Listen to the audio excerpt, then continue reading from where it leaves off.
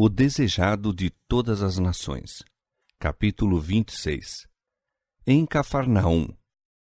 Jesus parava em Cafarnaum entre suas viagens de um lugar para outro, e ela chegou a ser conhecida por sua cidade. Ficava na praia do Mar da Galileia e próximo às bordas da bela planície de Genezaré, se não realmente nela. A profunda depressão do lago dá à planície que lhe margina as praias o aprazível clima do sul.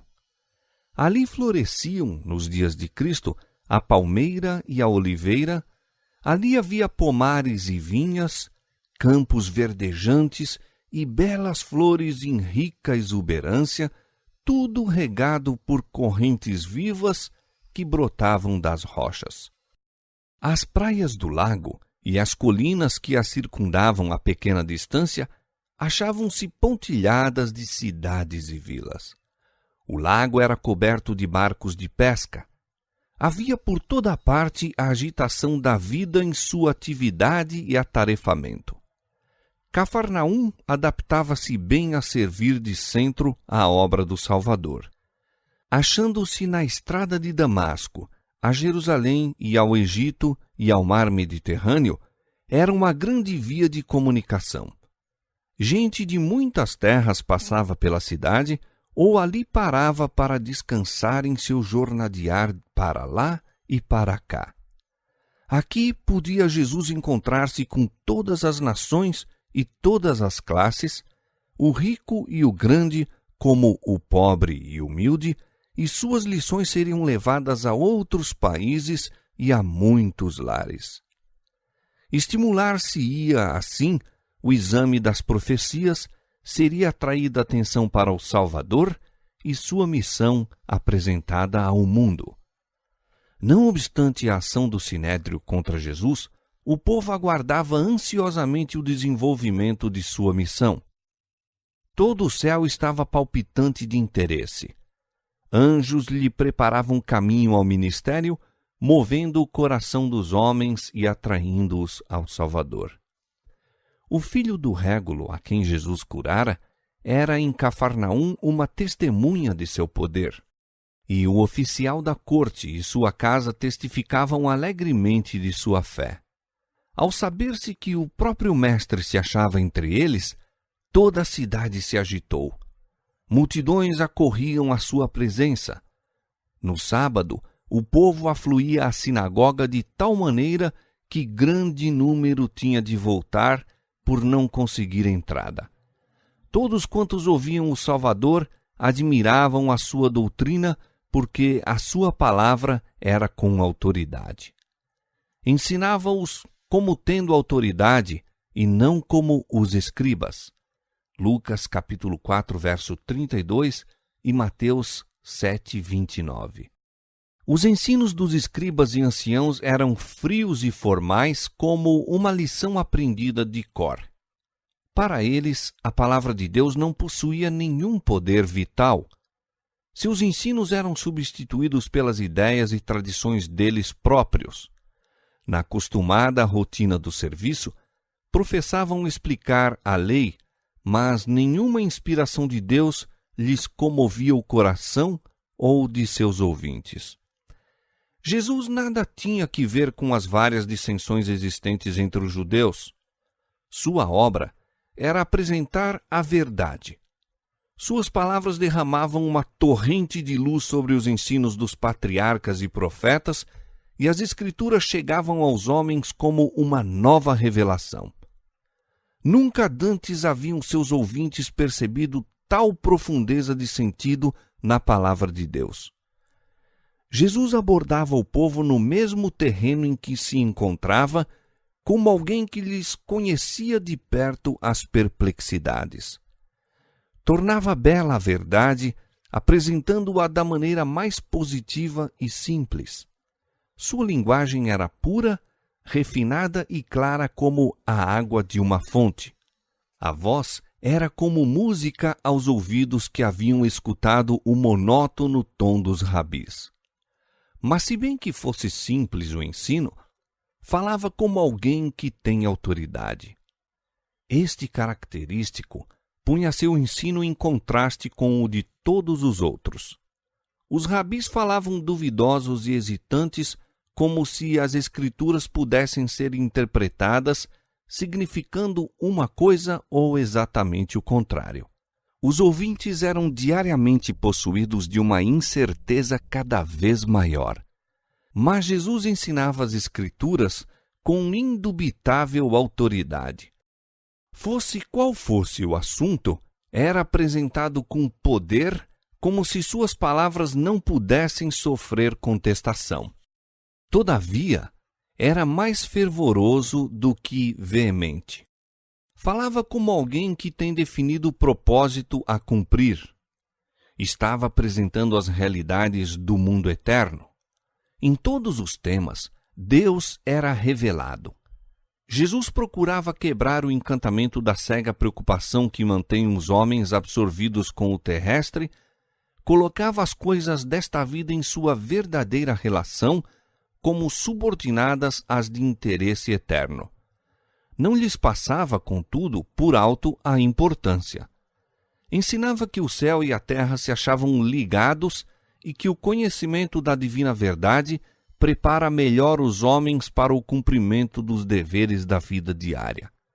Falava como uma pessoa familiarizada com o céu, cônscia de suas relações com Deus e, todavia, reconhecendo sua unidade com cada membro da família humana.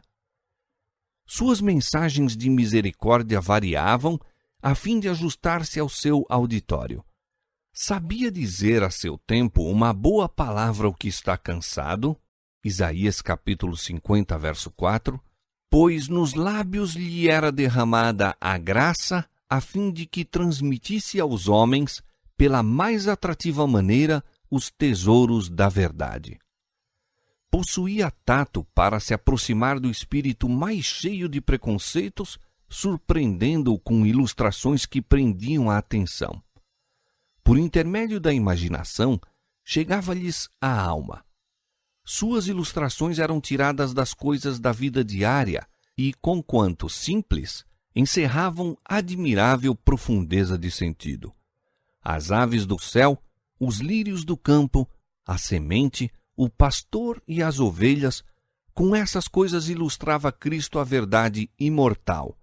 E sempre, posteriormente, quando seus ouvintes viam essas coisas da natureza, elas lhe evocavam as palavras.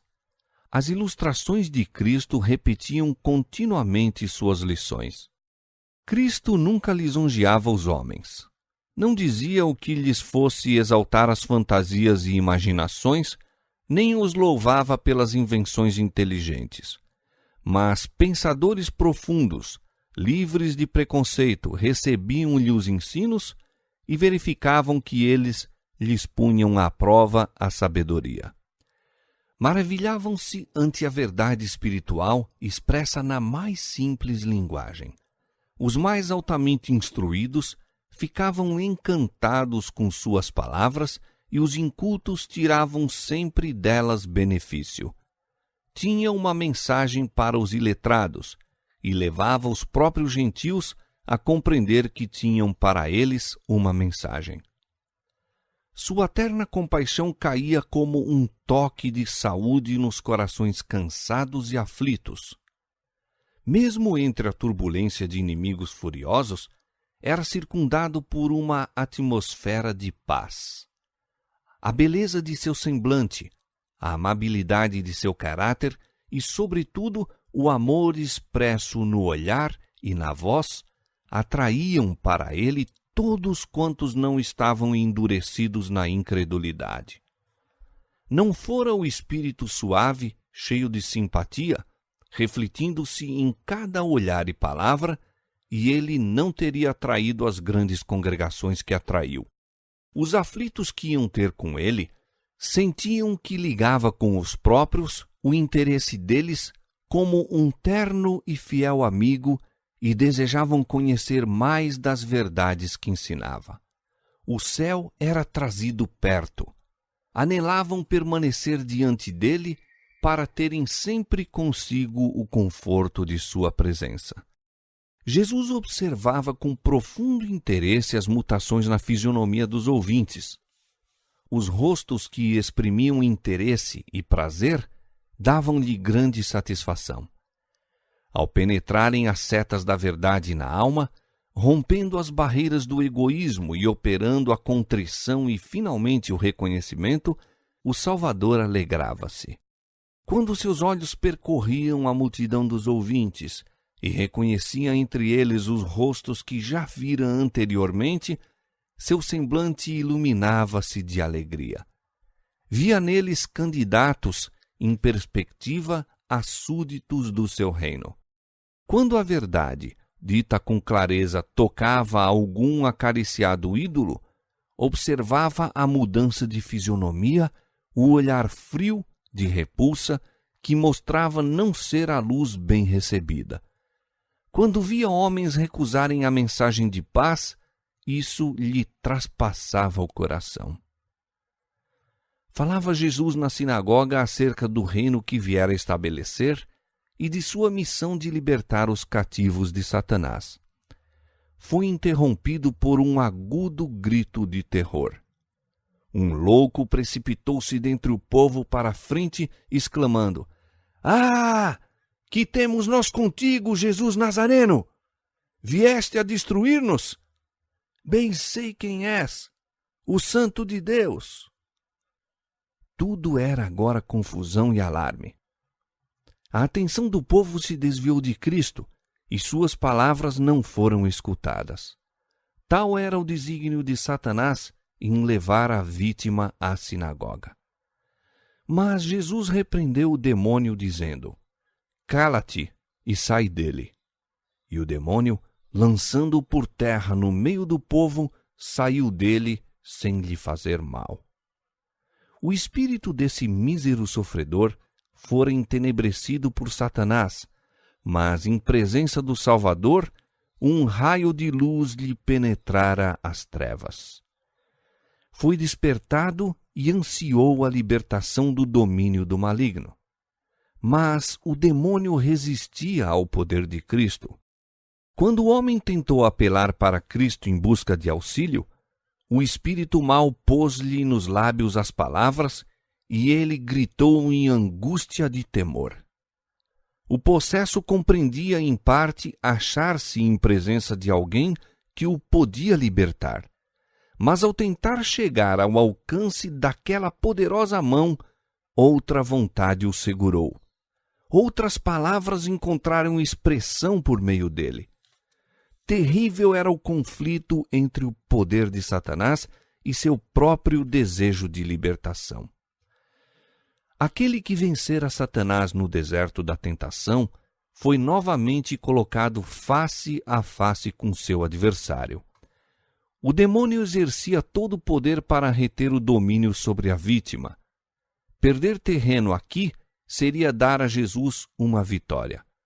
Dir-se-ia que o torturado homem devesse perder a vida na luta com o inimigo que fora a ruína de seu vigor varonil. Mas o Salvador falou com autoridade e libertou o cativo. O homem que estivera possesso ali se achava perante o povo admirado, feliz na liberdade da posse de si mesmo. O próprio demônio testificara do poder do Salvador. O homem louvou a Deus por seu livramento. Os olhos que havia pouco tanto tinham chispado sob a chama da loucura, brilhavam agora de inteligência e inundavam-se de lágrimas de gratidão. O povo estava mudo de espanto. Assim que recobraram a fala, exclamavam uns para os outros: "Que palavra é esta? Que nova doutrina é esta? Pois com autoridade ordena aos espíritos imundos e eles lhe obedecem." A causa oculta da aflição que tornara esse homem um terrível espetáculo a seus amigos e um fardo para si mesmo achava-se em sua própria vida. Fora fascinado pelos prazeres do pecado e pensara fazer da própria vida um grande carnaval. Não sonhava em se tornar um terror para o mundo e uma vergonha para a família. julgou poder gastar o tempo em extravagâncias inocentes. Uma vez no declive, porém, resvalou rapidamente. A intemperança e a frivolidade perverteram-lhe os nobres atributos da natureza e Satanás tomou sobre ele inteiro domínio. Demasiado tarde veio o remorso.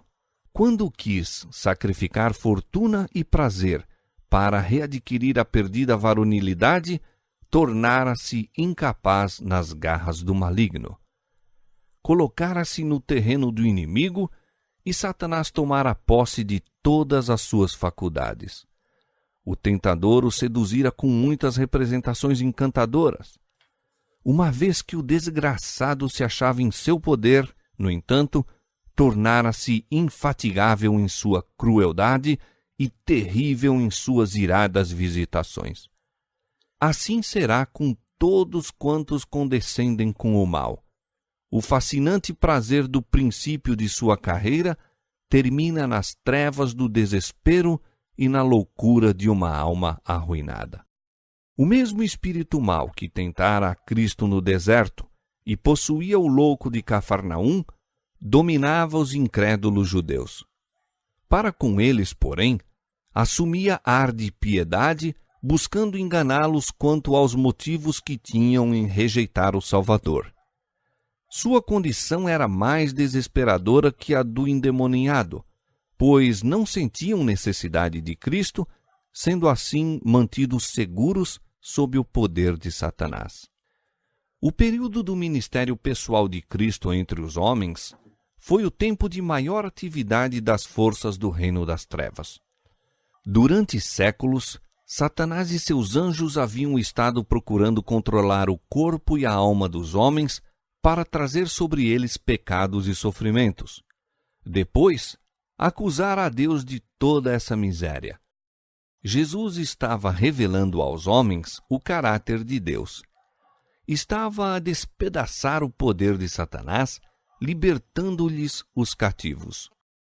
Nova vida e amor do céu moviam o coração dos homens, e o príncipe do mal despertou para contender pela supremacia de seu reino. Satanás convocou todas as suas forças e a cada passo combatia a obra de Cristo. Assim será na grande batalha final do conflito entre a justiça e o pecado. Ao passo que nova vida e luz e poder descem do alto sobre os discípulos de Cristo e revigorando os instrumentos de Satanás. A intensidade se está apoderando de todo elemento terrestre. Com uma sutileza adquirida através de séculos de conflito, o príncipe do mal opera disfarçadamente. Aparece vestido como anjo de luz e multidões estão dando ouvidos a espíritos enganadores e a doutrinas de demônios. 1 Timóteo capítulo 4, verso 1. Nos dias de Cristo, os guias e mestres de Israel eram impotentes para resistir a Satanás. Negligenciavam o único meio pelo qual se podiam opor aos maus espíritos. Foi pela palavra de Deus que Cristo venceu o maligno. Os guias de Israel professavam ser expositores da palavra de Deus, mas haviam-na estudado apenas para apoiar suas tradições e impor suas observâncias de origem humana. Haviam, por suas interpretações, feito com que ela exprimisse sentimentos que Deus nunca tivera em mente. Suas místicas apresentações tornavam indistinto aquilo que ele fizera claro. Disputavam sobre insignificantes questões de técnica e negavam, por assim dizer, as verdades essenciais. Desta arte, difundia-se amplamente a infidelidade. Roubavam à palavra de Deus a sua força e os espíritos maus operavam à vontade. A história se está repetindo.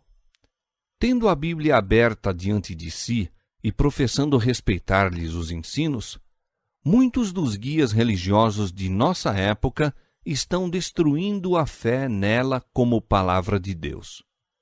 Ocupam-se em dissecar a palavra e estabelecer as próprias opiniões acima de suas declarações positivas. a palavra de Deus perde em suas mãos o poder regenerador. É por isso que a incredulidade campeia e reina a iniquidade. Depois de minar a fé na Bíblia, Satanás encaminha os homens a outras fontes em busca de luz e poder. Assim se insinua a ele. Os que se desviam dos claros ensinos da Bíblia e do poder convincente do Espírito Santo de Deus estão convidando o domínio dos demônios. A crítica e as especulações concernentes às Escrituras têm aberto o caminho ao espiritismo e à teosofia, essas formas modernas do antigo paganismo, para conseguir firmar-se mesmo nas professas igrejas de nosso Senhor Jesus Cristo. Lado a lado com a pregação do Evangelho, acham-se a operar forças que não são senão médiuns de espíritos de mentira. Muito homem se intromete com elas por mera curiosidade, mas, vendo demonstrações de forças sobre-humanas, é fascinado a ir sempre mais adiante, até que fica dominado por uma vontade mais forte que a sua própria. Não lhe pode escapar ao misterioso poder. São derribadas as defesas da alma. Não tem barreira contra o pecado. Uma vez que as restrições da palavra de Deus e de seu Espírito são rejeitadas, homem algum pode saber a que profundezas de degradação é capaz de imergir. Um pecado secreto ou paixão dominadora o pode reter cativo tão impotente como era o endemoniado de Cafarnaum. Todavia, seu estado não é desesperador. O meio por que podemos vencer o maligno é aquele pelo qual Cristo venceu, o poder da palavra.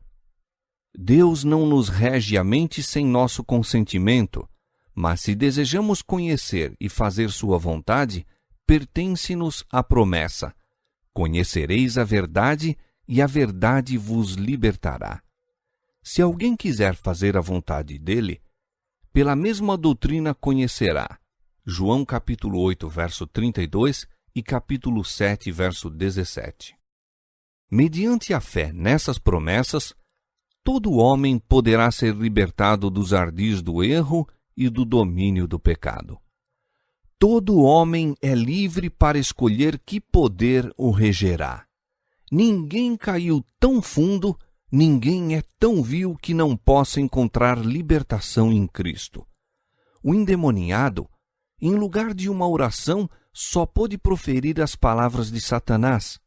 Todavia, foi ouvido o mudo apelo do coração. Nenhum grito de uma alma em necessidade, embora deixe de ser expresso em palavras, ficará desatendido. Os que consentirem em entrar com o Deus do céu num concerto não serão deixados entregues ao poder de Satanás ou às fraquezas de sua própria natureza.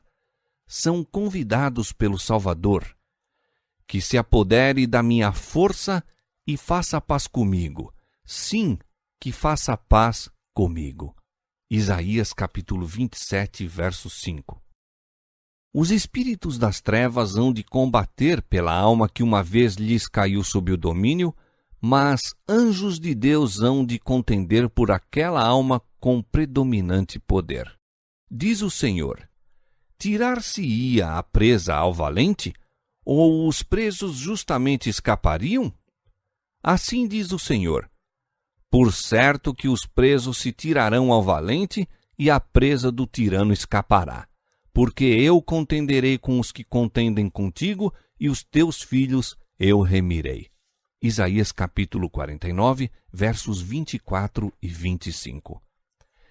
Enquanto todos na sinagoga ainda se achavam sob o domínio do espanto, Jesus retirou-se para a casa de Pedro, a fim de repousar um pouco. Mas também ali baixara uma sombra. A mãe da esposa de Pedro jazia enferma, presa de muita febre. Jesus repreendeu a moléstia, e a doente ergueu-se e atendeu às necessidades do mestre e dos discípulos. Por toda Cafarnaum, logo se espalharam as novas da obra de Cristo. O povo, por temor dos rabis, não ousou ir em busca de cura durante o sábado. Mas assim que o sol se ocultou no horizonte, notou-se grande agitação. Das casas de famílias, das lojas, das praças afluíam os habitantes para a humilde morada em que Jesus se abrigara. Os enfermos eram levados em leitos ou apoiados em bordões, ou, ajudados por amigos, arrastavam-se debilmente à presença do Salvador. Durante horas a fio vinham e voltavam, pois ninguém sabia se o dia seguinte ainda encontraria o médico entre eles. Nunca dantes fora Cafarnaum espetáculo de um dia como esse. O espaço enchia-se de vozes de triunfo e aclamações pela libertação.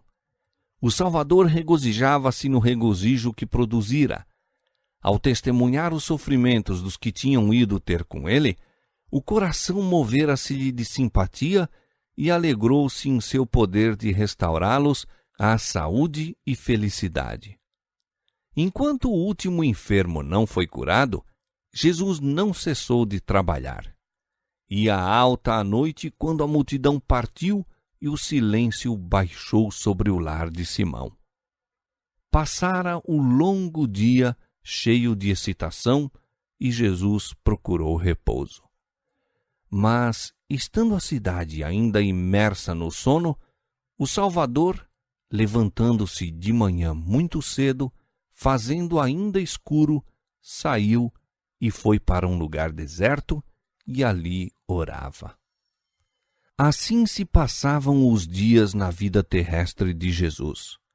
Muitas vezes despedia os discípulos a fim de visitarem um lar e repousar, mas resistia-lhes brandamente aos esforços para o afastar de seus labores. O dia todo labutava ele ensinando o ignorante, cuidando o enfermo, dando vista ao cego, alimentando a multidão, e na vigília da noite, ou cedo de manhã, saía para o santuário das montanhas em busca de comunhão com seu Pai.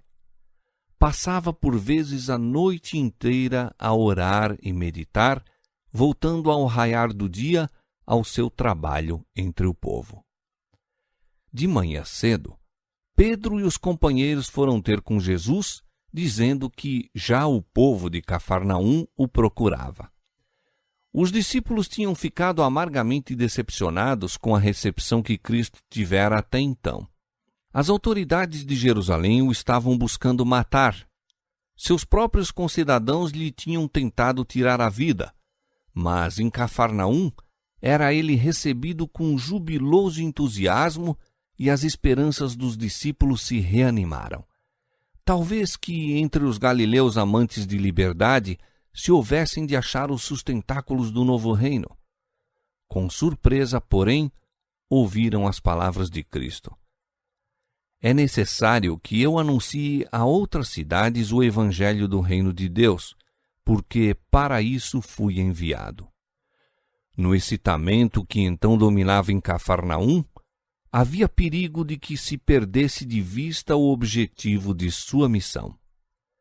Jesus não ficava satisfeito de chamar a atenção meramente como operador de maravilhas ou médico de enfermidades físicas. Buscava atrair os homens a si como seu Salvador. Ao passo que o povo estava ansioso de crer que ele viera como rei, para estabelecer um reino terrestre, Jesus desejava desviar-lhes o espírito do terreno para o espiritual. O simples êxito mundano estorvaria sua obra. E a admiração da descuidosa turba desagradava-lhe ao espírito. Em sua vida não cabia nenhum amor próprio. A homenagem que o mundo presta à posição, à riqueza ou ao talento era coisa estranha ao Filho do Homem. Nenhum dos processos empregados pelos homens para conseguir a obediência ou impor respeito era usado por Jesus. Séculos antes de seu nascimento, fora dele profetizado: não clamará, não se exaltará, nem fará ouvir a sua voz na praça. A cana trilhada não quebrará, nem apagará o pavio que fumega. em verdade produzirá o juízo. Não faltará nem será quebrantado, até que ponha na terra o juízo. Isaías 42, versos 2 a 4. Os fariseus procuravam distinção mediante seu escrupuloso cerimonialismo e a ostentação de seu culto e caridade. Mostravam zelo pela religião, fazendo dela o tema de discussões. Em voz alta e longas eram as disputas entre as seitas opostas, e não era coisa incomum ouvirem-se na rua vozes de zangadas contendas da parte de instruídos doutores da lei. Assinalado contraste com tudo isso oferecia a vida de Jesus. Nela, nenhuma ruidosa disputa, nenhuma ostentação de culto, nenhum ato visando a aplausos foi jamais testemunhado. Cristo estava escondido com Deus e Deus era revelado no caráter de seu Filho. Era a essa revelação que Jesus desejava fosse dirigido o espírito do povo e rendidas suas homenagens. O sol da justiça não rompeu sobre o mundo em esplendor para deslumbrar os sentidos com sua glória. Está escrito a respeito de Cristo: como a alva será a sua saída. Oséias 6:3. Calma e suavemente surge o dia na terra, dissipando as sombras das trevas e despertando o mundo para a vida. Assim se ergueu o sol da justiça com a cura nas suas asas. Malaquias 4:2.